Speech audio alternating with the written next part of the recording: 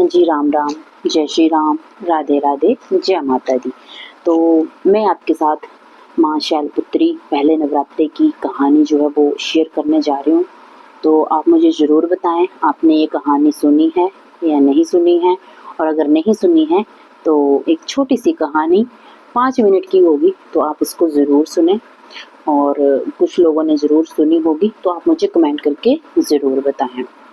तो माँ शैलपुत्री की कहानी कुछ इस तरह से है कि माँ दुर्गा के जो है वो 9 रूप हैं, और सबसे पहला रूप है माँ शैलपुत्री।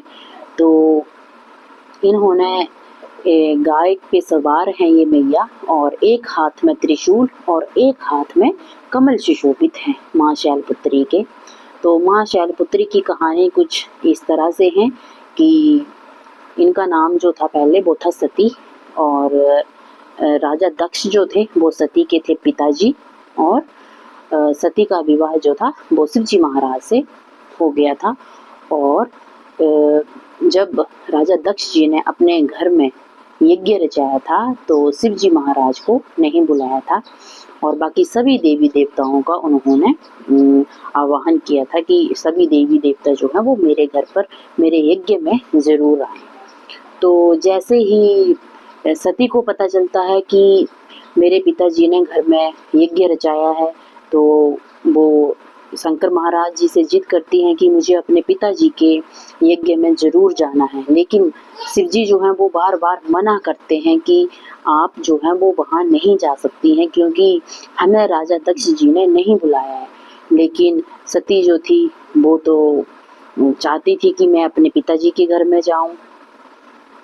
तो शिव जी ने भी बार बार उनको मना किया, लेकिन वो नहीं मानी, और लास्ट में शिव जी ने उनका जो आग्रह था वो स्वीकार किया कि ठीक है आप अपने पिताजी के घर में जाएं, लेकिन मैं राजा दक्ष जी के घर में नहीं जा सकता हूँ।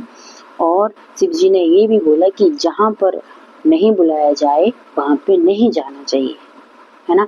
लेकिन सती जो थी वो नहीं मानी, और सती अपने पिता राजा दक्ष जी के यज्ञ में चली गई।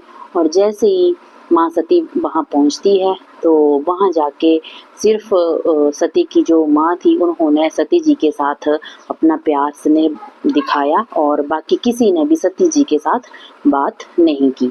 तो मैया सती जी को बुरा लगा कि सभी लोग मेरे साथ जैसे पहले बात करते थे वैसे तो कोई बात ही नहीं कर रहा है। लेकिन तब भी माँ सती जी ने सोचा कि ठीक है कोई बात नहीं, सभी व्यस्त हैं, वो ठीक हो जाएगा सब कुछ। लेकिन जब सती जी ने देखा कि सभी देवी देवताओं को बुलाया है, सभी को आसन दिए हैं, लेकिन वहाँ पे मेरे पति शंकर महाराज जी के लिए कोई भी आसन नहीं रखा है, तो सती जी को अच्छा नहीं लगा। ठीक है। और वहाँ पे उन्होंने देखा कि वहाँ पर शंकर महाराज जी का तिरस्कार किया जा रहा था, तो सती जी से ये सहन नहीं हो पाया, और सती जी ने वहाँ पे खुद को अग्नि में जलाकर खुद को भस्म कर दिया। और जैसे ही शंकर महाराज जी को इस बारे में पता चलता है कि मैया सती जी ने खुद को अग्नि में भस्म कर दिया है, तो वहाँ पे आकर शिव जी ने पूरा जो यज्ञ था वो विध्वंस कर दिया। तो कुछ इस तरह की कहानी थी माँ शैलपुत्री की। और शैलपुत्री जो थी फिर सती के बाद उनका दोबारा हिमालय के घर में, कुछ लोग हिमाचल बोलते हैं कुछ लोग हिमालय बोलते हैं, उनके घर में सती जी का दोबारा से जन्म हुआ, और वहाँ पे उनका नाम पार्वती पड़ा, और पार्वती जी का नाम ही शैलपुत्री है। हिमवती भी है और पार्वती जी भी हैं, ये सारी एक ही देवी हैं। तो वो हमारी हुई शैलपुत्री, और उनका विवाह जो है अगले जन्म हिमाचल के घर में माँ शैलपुत्री, जो राजा हिमाचल थे उनको बोला जाता था शैल महाराज, कुछ ऐसा नाम था उनका, इसलिए उनका नाम शैलपुत्री पड़ा। और उनका विवाह जो है शिव जी के साथ हुआ, और वो शिव जी की अर्धांगिनी बनी, इसीलिए ये शैलपुत्री को पूजा जाता है। और ये हमारी माँ है मैया शैलपुत्री। और अगर आपको मेरी वीडियो अच्छी लगी तो आप ज़रूर इसको शेयर करें, और अगर मेरे से कुछ सुनाने में कुछ गलती हो गई हो तो कृपया करके मुझे क्षमा करें, क्योंकि जो मुझे पता था मैंने सिर्फ आपके साथ वही शेयर किया है।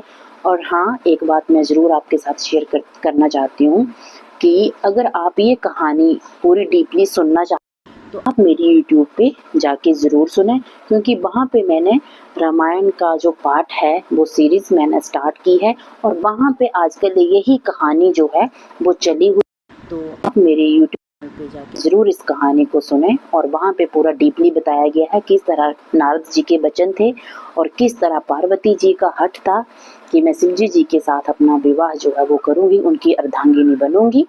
तो आप ये कहानी मेरी यूट्यूब पे ज़रूर सुनें। मैं अपने यूट्यूब का लिंक नीचे कमेंट बॉक्स में ज़रूर आपके साथ शेयर करूँगी। तो जय श्री राम, राधे राधे, जय माता दी।